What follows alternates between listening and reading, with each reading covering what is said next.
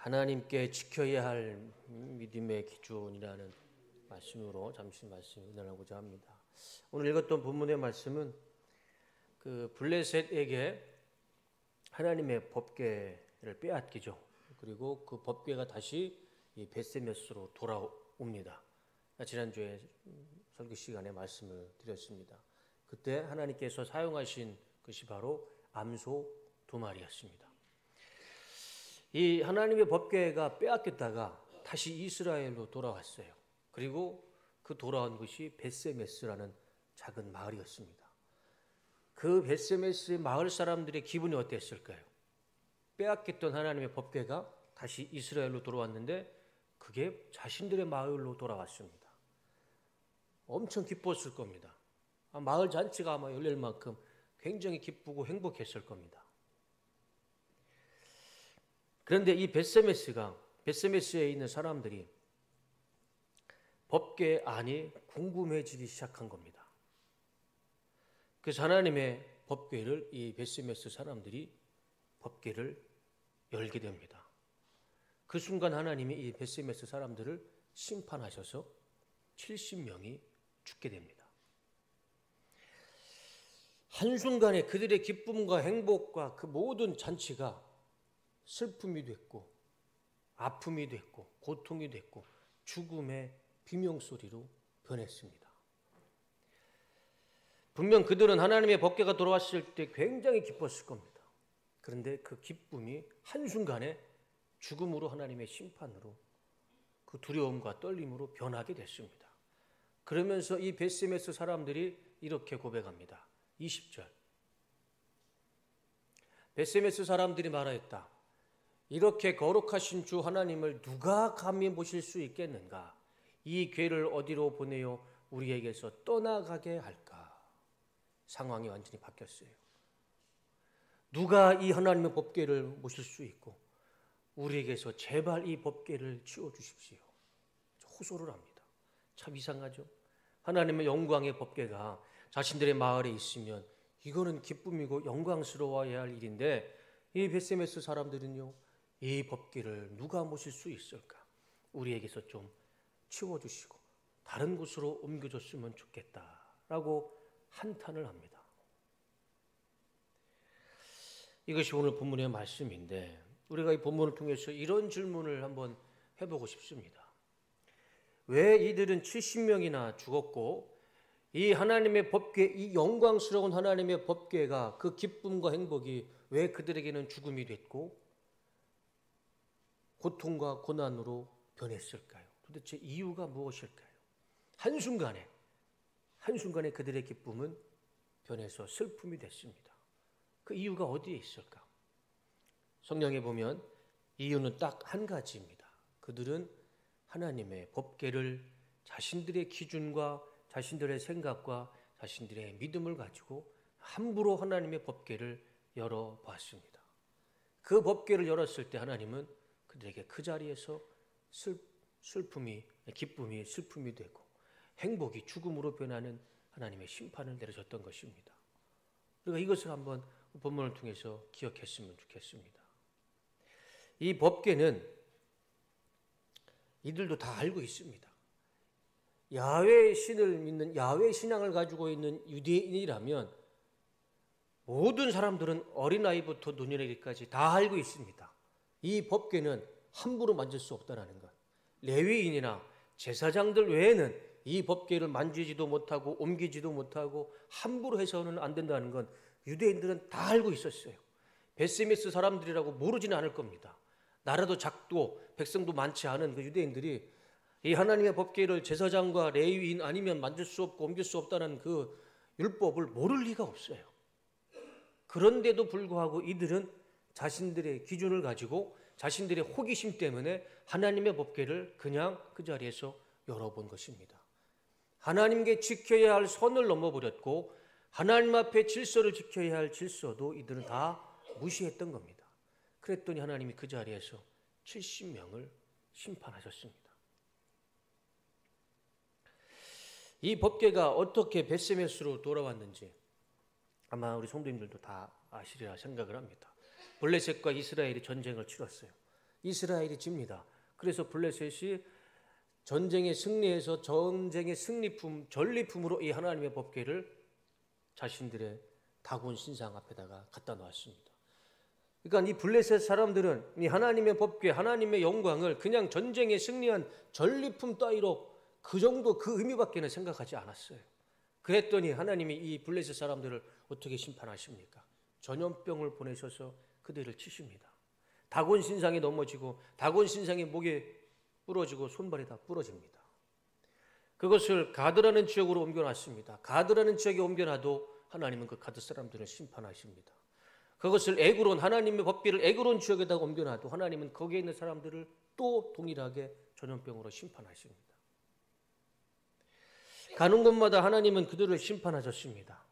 그래서 하나님이 하나님의 법궤를 이 블레셋 사람들이 암소 2마리와 수레를 이용해서 이스라엘로 보냈던 것입니다. 이거를 갖고 있으면 자꾸 죽으니까, 자꾸 하나님의 심판이 있으니까. 그래서 이 블레셋 사람들이 원래 있던 자리로 돌로 보냈던 것이죠. 그런데 그런 잘못을 이 벳세메스 사람들도 똑같이 실수를 범하게 됩니다. 그것을 하나님의 법궤로 잘 뒀으면, 잘 묻었으면 좋았을 텐데 그것을 자신들의 기준과 자신들의 믿음과 자신들의 생각으로 하나님의 법궤를 그냥 블레셋 사람들처럼 하나의 전리품으로 자신 스스로 그 법궤의 문을 열게 되었던 것입니다. 그랬을 때 하나님은 그들에게 심판을 내리셔서 기쁨과 행복이 한순간에 죽음으로, 슬픔으로, 고통으로 하나님이 심판하셨던 것입니다.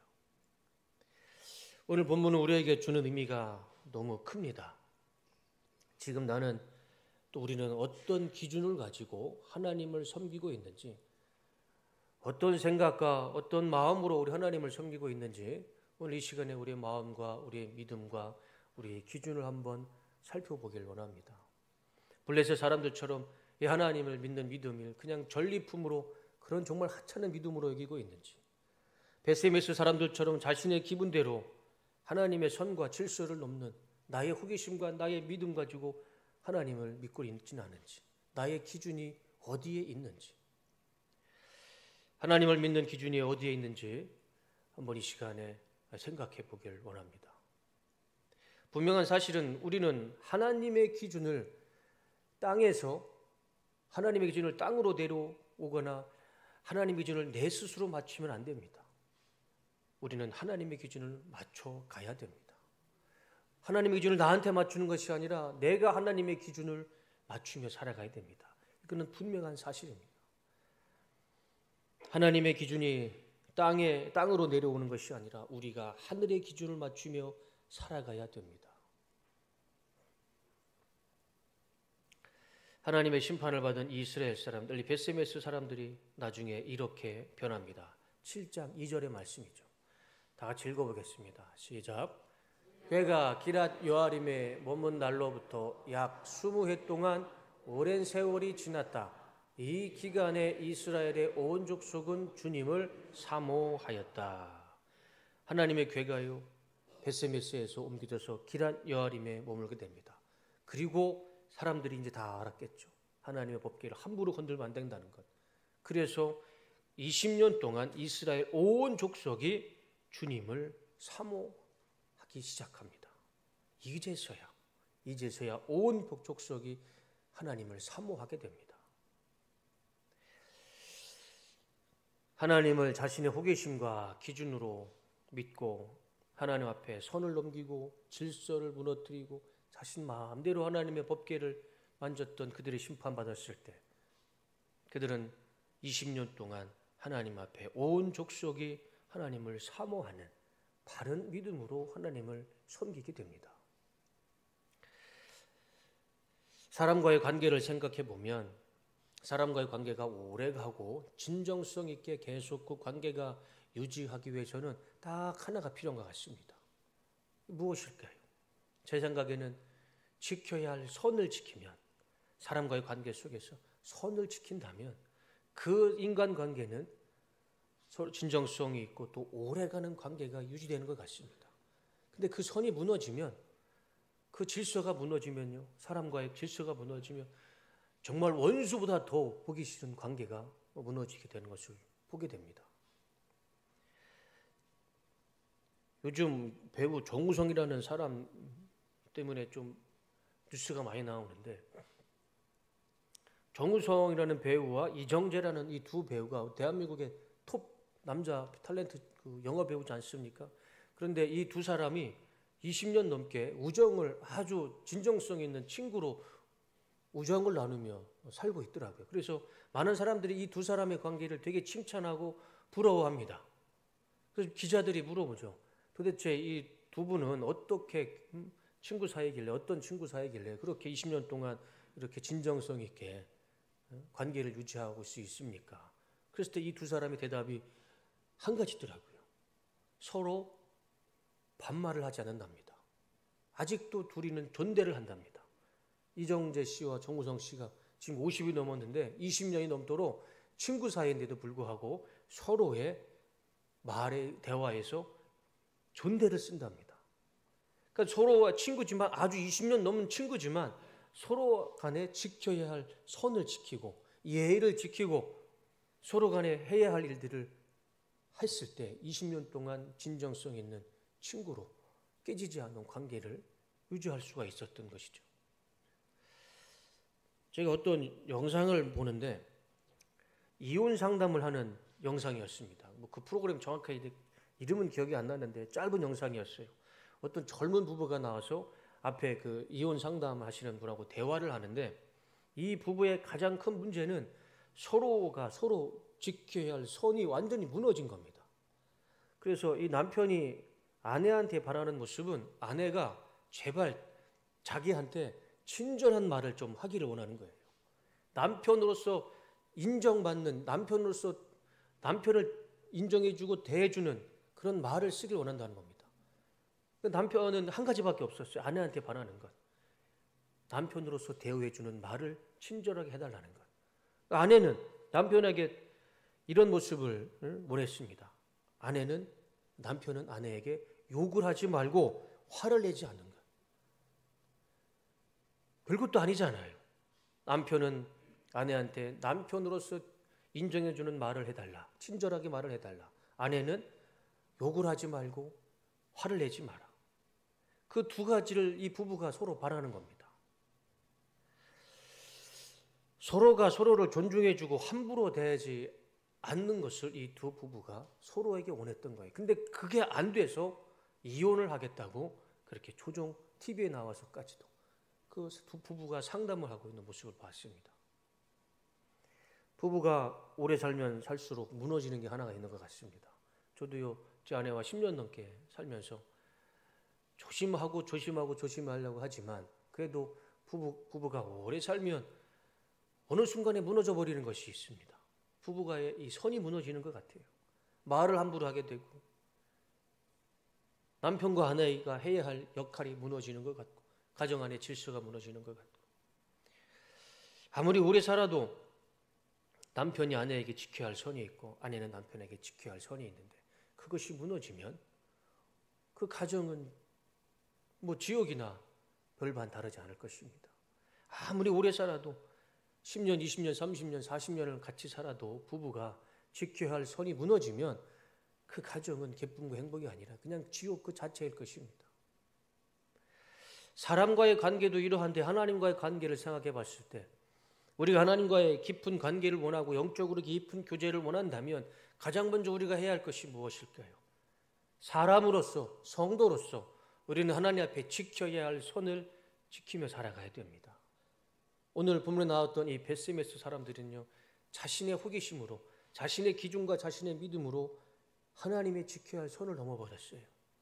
그랬더니 하나님이 이스라엘 사람들과의 관계를 죽음으로 심판을 하셨고, 하나님께서 베스메스 사람들을 정말 최고의 무서운 심판으로 그들을 심판하셨던 것입니다.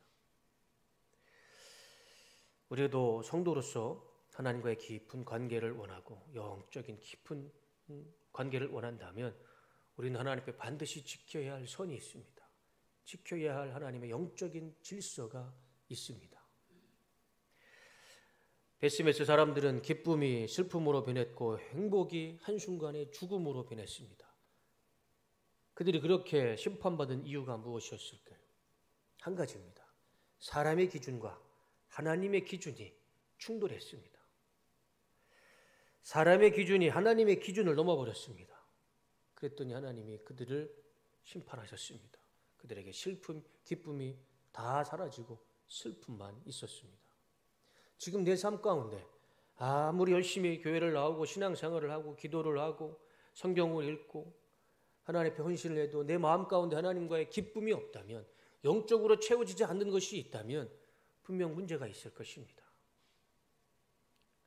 하나님과의 질서를 한번 생각해 보시고, 내가 하나님의 뜻이 아닌 내 생각과 내 호기심과 내 기준으로 하나님을 믿고 있지는 않은지, 그래서 지금 내 삶 가운데 기쁨이 없고 행복이 없고 영적으로 채워지는 것이 없는지, 오늘 본문을 통해서 우리가 이 부분들을 한번 생각해 보길 원합니다. 하나님께서 선을 넘는 사람이라면, 하나님께 선을 넘는 사람이라면 블레셋이라는 이방인도 치셨고 하나님의 나라 하나님의 백성인 유대인들도 하나님의 기준으로 치셨습니다. 우리가 블레셋과 이 베세메스 사람들의 행동을 통해서 반면교사 삼아야 할 줄로 믿습니다. 우리가 올 한 해가 가기 전에 다시 한번 하나님과의 관계가 회복되길 원합니다. 다시 한번 영적으로 우리 하나님과 깊은 교제가 있길 원합니다. 그래서 우리 성도님들 다 영적으로 기쁨과 행복과 영적으로 충만한 삶을 살아가시기를 주님의 이름으로 축원합니다. 그러기 위해서는요, 하나님과의 관계가 다시 회복이 돼야 됩니다. 그 하나님과의 관계가 회복되는 유일한 방법은 나의 기준을 포기해야 됩니다. 나의 호기심을 포기해야 됩니다. 나의 주권을 포기해야 됩니다. 하나님의 법궤를 내 기준으로 함부로 열어서는 안 됩니다. 하나님의 기준을 우리가 맞출 때, 하나님의 말씀대로 우리가 살아갔을 때 우리는 하나님과의 관계가 다시 회복될 것이고 우리 안에 영적인 기쁨과 영적인 만족으로 충만해질 줄로 믿습니다. 설교를 마치겠습니다. 죄로 인해 하나님과의 무너진 관계가 있다면 다시 한번 우리 하나님과의 관계가 회복되기를 원합니다. 나의 기준이 하나님의 기준보다 앞서지 말고 나의 판단이 하나님의 뜻보다 앞서지 않기를 원합니다. 그래서 하나님의 관계가 다시 회복되고 하나님과의 관계가 더 회복되면 무너졌던 모든 인간의 관계가 다 회복되리라 믿습니다. 하나님 관계가 회복되면 영적으로 내 삶이 충만해진다면 무너져 있는 내 모든 삶의 모든 관계들이 다 회복이 되고 다시 세워지고 다시 하나님의 은혜와 질서는 바로 세워질 줄로 믿습니다. 이 올해가 가기 전에 무너진 모든 인간 관계가 하나님과의 관계가 다시 한번 세워지고 다시 한번 질서가 바로 세워지는 복된 삶이 되시기를 주님의 은혜로 주님의 이름으로 축원하고 축복합니다. 기도하겠습니다.